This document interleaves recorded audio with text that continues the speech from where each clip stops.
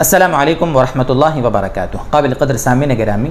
یہ شہاب بھائی جو کیرلا والے ہیں، جب سے حج کے لیے نکلے ہیں نا، تب سے ان کے اس عمل کے بارے میں، ان کے اس قدم کے بارے میں، ان کے اس حوصلے اور جذبے کے بارے میں مختلف علماء کی طرف سے مختلف رائے آ رہی ہے۔ کچھ لوگ ان کے اس اقدام کی موافقت کر رہے ہیں، کچھ ان کا سپورٹ کر رہے ہیں، اپریشیٹ کر رہے ہیں، حوصلہ افزائی کر رہے ہیں، اور کچھ لوگ وہ ہیں کہ جو ان کے اس عمل کو شریعت کے خلاف قرار دے رہے ہیں۔ ہم نے بھی اس سلسلے میں 2 دن پہلے اپنے چینل پر، اسی چینل پر اپنی رائے، اپنا نقطہ نظر حدیث کی روشنی میں بیان کیا تھا، تو اس پر کچھ ہمارے دوستوں کے کمنٹس آئے۔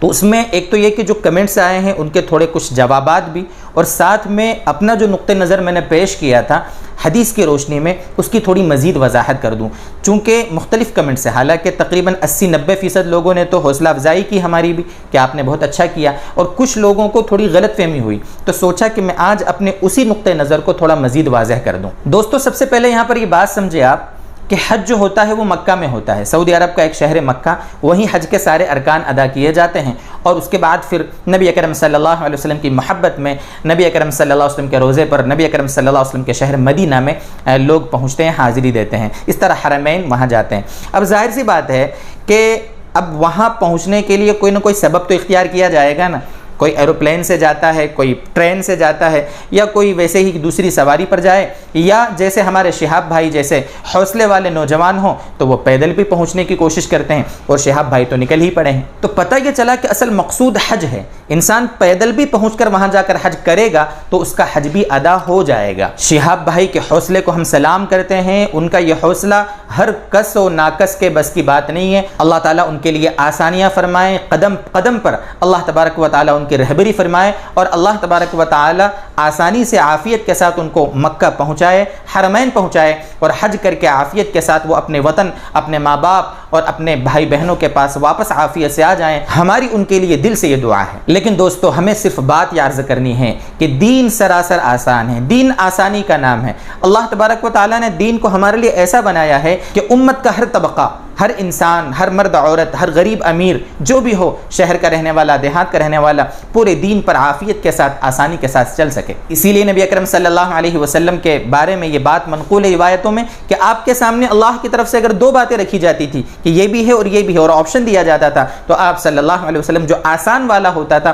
اس کو آپ اختیار فرماتے تھے، تاکہ امت کے لیے آسانی ہو جاوے، اور آپ صلی اللہ علیہ وسلم کی امت کے لیے دین کے کام کرنا آسان ہو جائے۔ اس لیے حج کے سفر میں آسانی اختیار کوئی کرے، ایروپلین سے یا سواری سے یا پانی جہاز سے جیسے پہلے چلتا تھا، یا پہلے زمانے میں جیسے اونٹ ہوتے تھے، ہاتھی ہوتے تھے، یا یہ کہہ لو کہ گھوڑوں پر انسان سفر کر کے وہاں پہنچتا تھا، تو یہ آسانی ہے، اس کی ہم حوصلہ افزائی کریں گے، آسانی سے وہاں پہنچے اور آسانی کو اختیار کریں۔ اور جہاں تک شہاب بھائی کی بات ہے، یہ ان کے حوصلے کی بات ہے، ان کی ہمت کی بات ہے، ان کی طاقت کی بات ہے، ان کے دل کے حال اللہ جانتا ہے۔ تو ظاہر سی بات ہے، اگر ان کے دل میں یہ جذبہ ہے کہ میں پیدل جاؤں اور خوب مشقت اٹھا کر وہاں پہنچوں، تو یقیناً اس کا ان کو ثواب ملے گا، اور ہو سکتا ہے سواریوں سے جو لوگ پہنچتے ہیں ان کے مقابلے میں ان کو ثواب زیادہ ملے، ہو سکتا ہے، کیونکہ دل کے حال تو اللہ جانتے ہیں، ہم نے ان کے دل کو چیر کر نہیں دیکھا ہے۔ لیکن دوستو بزرگوں، نبی اکرم صلی اللہ علیہ وسلم کا جو مزاج تھا، نبی اکرم صلی اللہ علیہ وسلم نے اپنی امت کے لیے جس کو پسند فرمایا، اس مزاج کے خلاف ان کا یہ عمل ہے، اس میں کوئی دو رائے نہیں ہے۔ بخاری شریف کی وہ روایت آپ کو معلوم ہوگی، آپ نے سنا ہوگا،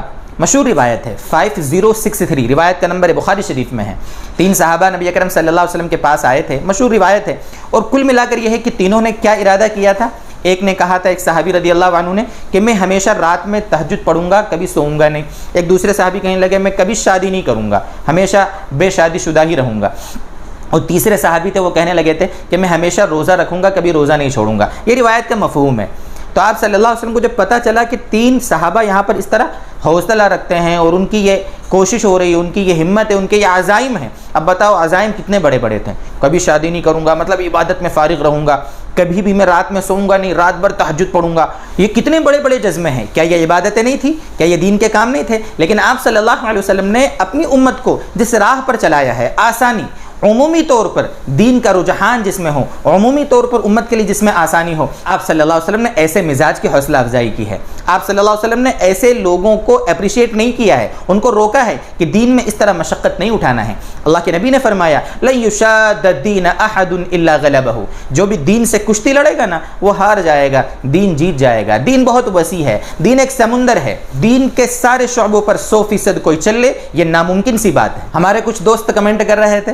کہ حضرت آدم علیہ السلام نے بھی تو پیدل حج کیا ہے، کوئی مالک بن دینار رحمۃ اللہ علیہ کے بارے میں فرما رہے تھے، کوئی حضرت حسن رضی اللہ تعالیٰ عنہ کے بارے میں، اور بھی مختلف بزرگوں کے بارے میں بہت سارے کمنٹس آئے کہ بھئی ان لوگوں نے بھی تو پیدل حج کیے تھے، کیا انہوں نے غلط کیا تھا؟ کچھ لوگوں نے ہمارے ابھی ماضی قریب کے جو علماء گزرے ہیں، اکابر علماء، ان کے بارے میں فرمایا کہ جب وہ مکہ پہنچ گئے، مدینہ پہنچ گئے تو انہوں نے وہاں پر چپل پہننا بھی گوارا نہیں کیا۔ پیدل کی بات تو نہیں ہو رہی ہے بلکہ چپل بھی انہوں نے اتار دی ہے۔ اس طریقے کی جو باتیں، تو دوست بزرگوں یہ سب محبت کی باتیں ہوتی ہے، یہ ان کے حوصلے اور جذبے کی بات ہوتی ہے، یہ کہ شوق اور لگن کی بات ہوتی ہے۔ یہ باتیں ساری جو ملیں گی ہم کو وہ شاذ و نادر ملیں گی، یہ کم ملیں گی ایسی، لیکن اکثر لاکھوں کروڑوں لوگوں میں اگر ایک دو لوگ ایسے محبت کے جذبے میں اور شوق میں اگر یہ قدم اٹھا لیں تو ٹھیک ہے، وہ ان کا اپنا میٹر ہے، لیکن ہم عوام میں، مسلم طبقے میں اور عام لوگوں میں ہم ایسے رجحانات کو، ایسی سوچ کو، ایسی فکر کو اپریشیٹ نہیں کریں گے، اس کی ہم حوصلہ افزائی نہیں کریں گے۔ اور کچھ لوگ ہمارے دوست وہ ہیں جو اس کو پیدل جو جماعت نکلتی ہے اس سے جوڑ رہے تھے، کچھ کہہ رہے تھے کہ بھئی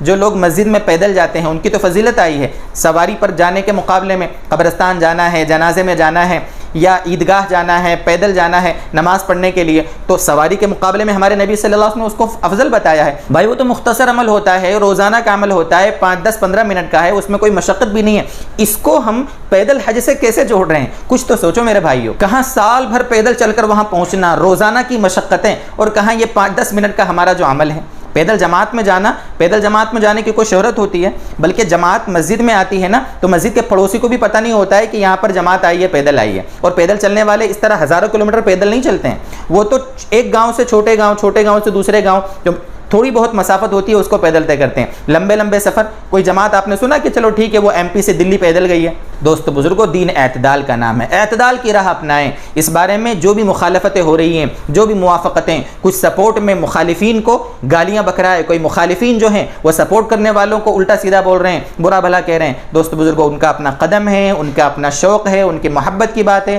ان کو کرنے دو۔ اللہ تبارک و تعالیٰ ان کا حج قبول کرے، ان کے لیے آسانیاں پیدا فرمائے۔ عام امت جس پر چل سکے ایسی باتوں کو آپ امت میں رواج دیں، یہی چیزیں آگے چل کر رسم و رواج بن جاتی ہیں، یہی چیزیں آگے چل کر امت کے لیے بہت زیادہ نقصان کا باعث ہو جاتی ہیں۔ یہ ہمارا موقف تھا جو ہم نے تھوڑا مزید اس کو واضح کیا۔ اللہ تبارک و تعالی ہمیں دین سمجھائے، دین کے آسانیاں سمجھائے، اعتدال کے ساتھ 100% ہم کو اللہ تبارک و تعالی اپنے دین پر چلاتا رہے۔ وآخر دعوانا ان الحمد للہ رب العالمین۔